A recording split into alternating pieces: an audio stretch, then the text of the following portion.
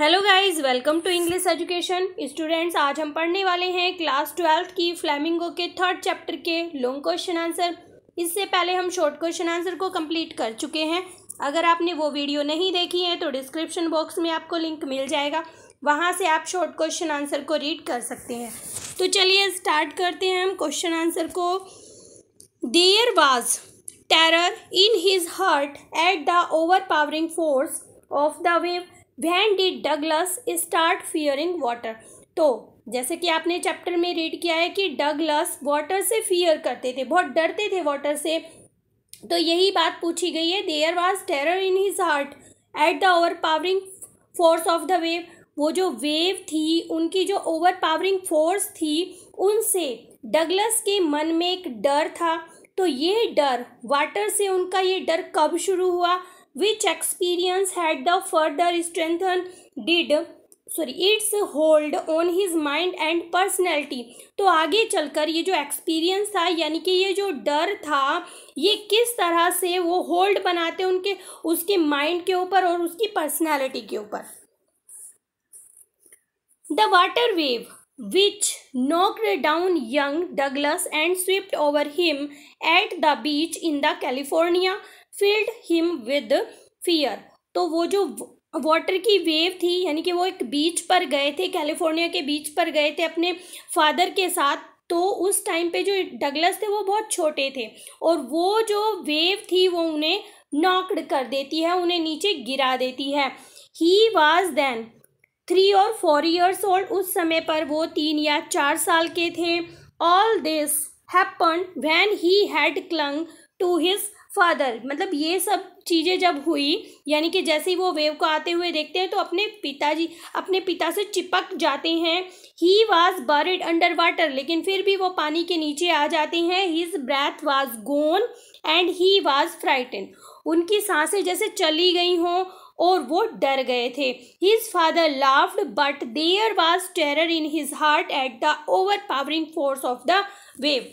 देखिए, उनके पिता इस बात पर हंसते हैं, लेकिन वो जो डर था, ओवर पावरिंग फोर्स वेव, उन वेव का जो वो डर था वो उनके दिल में घर कर जाता है। In his introduction to YMCA swimming pool revived unpleasant memories and stirred childish fear.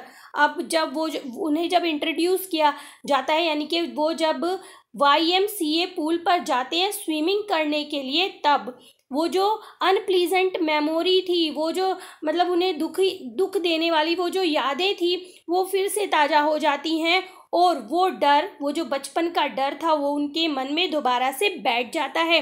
He had gathered some confidence when a misadventure happened as a big boy threw him at the 9 feet deep at the end of the pool। तो देखिए, वो जो है he had gathered some confidence, वो कुछ confidence जुटाते हैं जब उनके साथ ये दुर्घटना होती है, जब उन्हें एक बड़ा लड़का उन्हें उस पूल में 9 फीट की गहराई में गिरा देते हैं। His efforts to rise to the surface and paddle to the side fail twice। वो क्या एफर्ट करते हैं?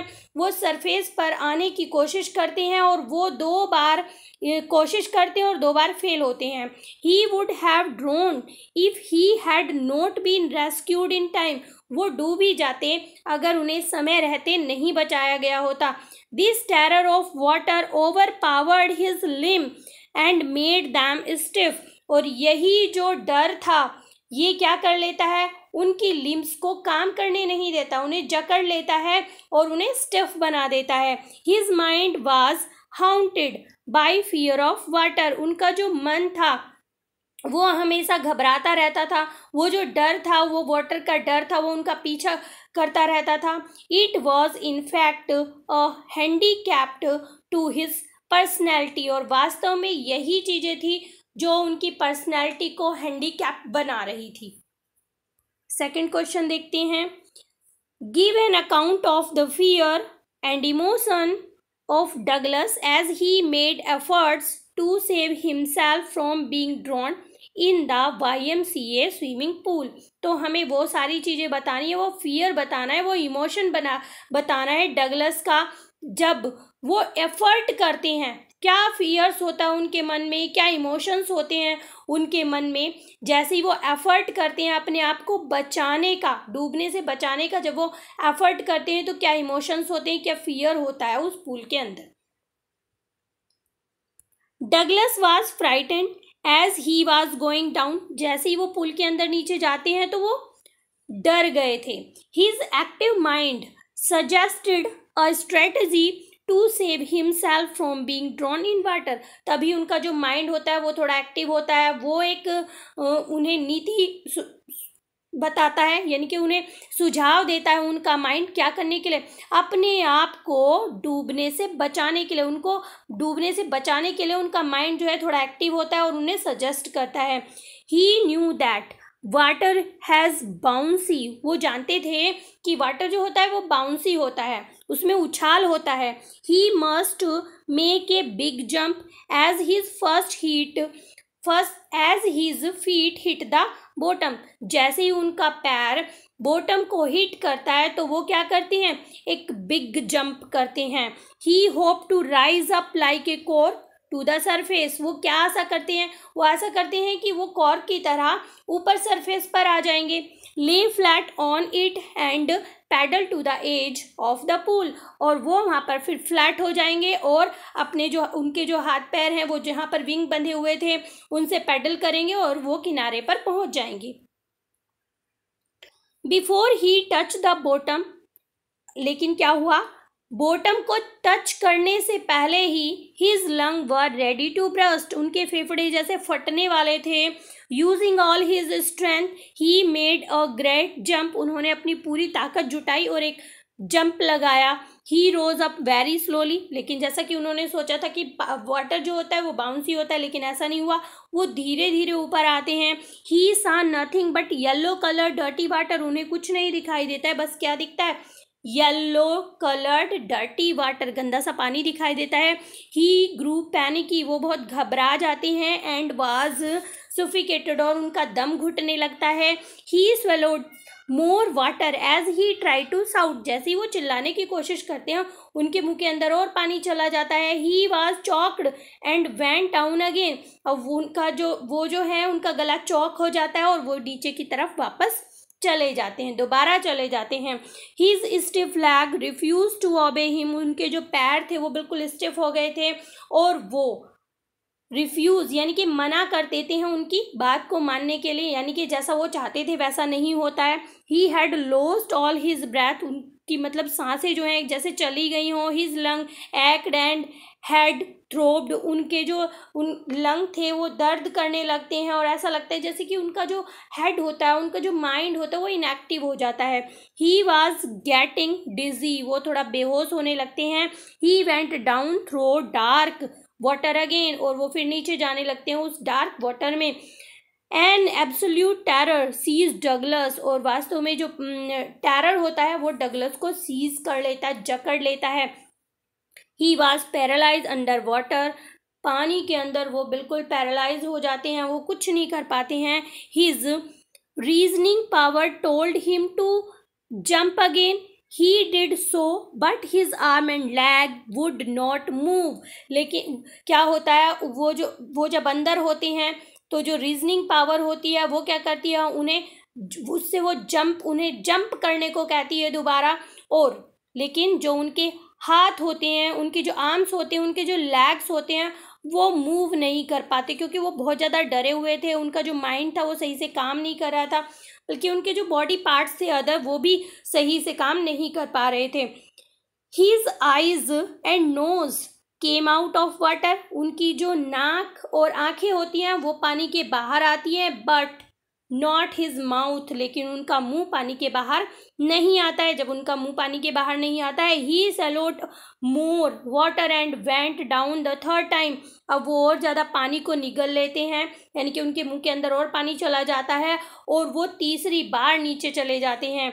नाउ अ blackness swept over his brain, अब जो उनका दिमाग था वो थोड़ा बहुत काम कर रहा था, अब वहाँ पर पूरी ब्लैकनेस आ जाती है। He had experienced the terror that fear of death can produce as well as the sensation of dying, मतलब उनका वो जो डर था वो किस तरह से अनुभव करते हैं उस डर को, जैसे कि बिल्कुल डेथ, बिल्कुल मृत्यु की तरह उसे एक्सपीरियंस करते हैं और उन्हें बिल्कुल ऐसी ही सेंस आती है जैसे कि वो मरने वाले हैं। अब नेक्स्ट क्वेश्चन है, how did the miss adventure in YMCA swimming pool affect Douglas. तो वो जो दुर्घटना हुई थी वो कैसे प्रभावित करती है डगलस को। What efforts did he make to conquer his old terror. और जो डगलस होते हैं वो किस तरह से एफर्ट्स करते हैं उस डर पर जीत हासिल करने के लिए। डिड ही सक्सीड, क्या वो सफल हुए इसमें। तो चलिए पढ़ते हैं। Douglas had nearly died in the swimming pool. Douglas बिल्कुल मरने ही वाले थे स्विमिंग पूल में। 4 days there was a haunting fear in his heart. और वो जो डर था वो हमेशा कई दिनों तक उनका पीछा करता रहता है। The slightest exertion upset him. और ये जो सारी चीज़ें हुई थी अभी हाल ही में वो उन्हें अपसेट बनाती हैं, वो दुखी रहते हैं इस चीज़ को लेकर। He avoided going near water as he feared it. जैसे कि वो उस वाटर से डरने लगे थे तो वो अवॉइड करते थे वाटर के पास जाने का। The water of the Cascades, fishing of salmon in canoe, bass और ट्राउट फिशिंग। तो यहाँ पर देखिए फिशिंग के कुछ नाम बताए गए हैं। वाटर ऑफ कास्केड्स का मतलब होता है पानी का झरना। पानी का झरना जहाँ पर होता है वो उसको अवॉइड करने लगे थे ये सारी चीज़ें, क्योंकि वो डरते थे। कई तरह की फिशिंग होती है उन्हें वो अवॉइड करने लगे थे। ऑल अपीयर्ड अट्रैक्टिव एक्टिविटीज़, ये सारी चीज़ें जो थी इस तरह से मछली पकड़ना, पानी का जो झरना होता है, ये सारी चीज़ें उन्हें बहुत ज़्यादा अट्रैक्टिव लगती थी। However the haunting fear of water followed Douglas everywhere and ruined his fishing trip। अब जहाँ पर भी वो पानी को देखते थे तो वो जो डर था वो उनका पीछा करता था और डगलस की जो फिशिंग ट्रिप होती थी वो हमेशा बर्बाद हो जाती थी। It deprived him of the Joy of canoeing, boating and swimming. अब ये जो सारे जॉय थे जैसे कैनोइंग करना, बोटिंग करना, स्विमिंग करना, ये सब जो है ख़त्म हो चुके थे। The fear of water became a handicap. He used every method he knew to overcome his fear। तो देखिए ये जो वाटर का जो डर था वो कहीं ना कहीं उन्हें अपंग बना रहा था। वो जो चाहते थे वो नहीं कर पाते थे और उन्होंने हर एक मेथड को अपनाया जो वो जानते थे इस डर से दूर होने के लिए, इस डर पर विजय हासिल करने के लिए। Finally he decided to engage a trainer and learn swimming. और अंत में उन्होंने क्या किया, एक ट्रेनर को रखा, एक ट्रेनर को एंगेज कर लिया जिससे कि वो स्विमिंग को मतलब स्विमिंग सीख सकें। इन 7 months the instructor built a swimmer out of Douglas. और 7 महीनों में वो जो इंस्ट्रक्टर था उसने डगलस को एक स्विमर बना दिया। However the Vestige of the old terror would return when he was alone in the pool. लेकिन क्या होता था, वो जो टेरर था वो उन्हें सीज कर लेता था जब भी वो अकेले होते थे पूल में। He could now prone on terror. अब वो जो है फ्रोन मीन्स होता है अकड़ कर देखना, अपनी ट्योरी जो है वो उठा लेना। तो वो कहते हैं कि वो आंखें दिखाते थे टेरर को। अब क्या होता था, जब उन्होंने बहुत कुछ सीख लिया तो वो टेरर को आंखें दिखाने लगे and go for another length of the pool. और वो इस तरह से डर को आंखें दिखाते हुए पूल के दूसरे किनारे पर पहुंच जाते थे। दिस वेंट ऑन टिल जुलाई। और ये कब तक चलता रहा, ये जुलाई तक चलता रहा। Douglas was not satisfy. अभी भी डगलस सेटिस्फाई नहीं थे, यानी कि वो अभी भी थोड़े डरते थे। He went to lake Wentworth and swam 2 miles। अब वो इस लेक पर जाते हैं और वो 2 miles स्विमिंग करते हैं। The terror return only once when he had put his face under water and saw nothing but bottomless water. अब ये जो टेरर होता है ये एक बार फिर से वापस आ जाता है। कब? जब वो अपना फेस पानी के अंदर करते हैं और उन्हें कुछ नहीं दिखाई देता है, बस बॉटमलेस वाटर ही दिखाई देता है। तो वो जो डर होता है वो फिर से वापस लौट आता है।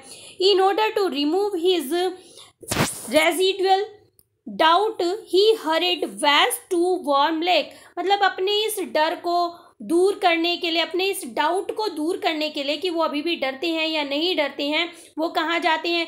वेस्ट टू एक वार्म लेक में जाते हैं। He dived into the lake, वो डुबकी लगाते हैं लेक में। And swim across to the other shore and back, अब वो दूसरे किनारे पर तैर कर जाते हैं और फिर वापस आते हैं। He shouted with joy as he had conquered his fear of water, और जब वो इस डर के ऊपर जीत हासिल करते हैं तो वो बहुत जोर से चिल्लाते हैं, खुशी से चिल्लाते हैं। He finally succeed in his efforts, और अंत में वो अपने एफर्ट्स में सक्सेस हो जाते हैं, यानी कि जो वो चाहते थे वो हासिल कर लेते हैं, जीत वो पा लेते हैं, सफलता हासिल कर लेते हैं। इसी तरह जो मेहनत करते हैं वो हमेशा सफलता को हासिल करते हैं। तो इसी तरह हमारा चैप्टर हो जाता है कंप्लीट। यहाँ पर हम अपने चैप्टर की समरी को, शॉर्ट क्वेश्चन को और लॉन्ग क्वेश्चन आंसर को कंप्लीट कर चुके हैं। तो अगर वीडियो आपको अच्छी लगी है तो एक लाइक करें। अगर चैनल पर आप पहली बार आए हैं तो चैनल को सब्सक्राइब करें। मिलते हैं अपने नेक्स्ट टॉपिक में, तब तक के लिए बाय बाय।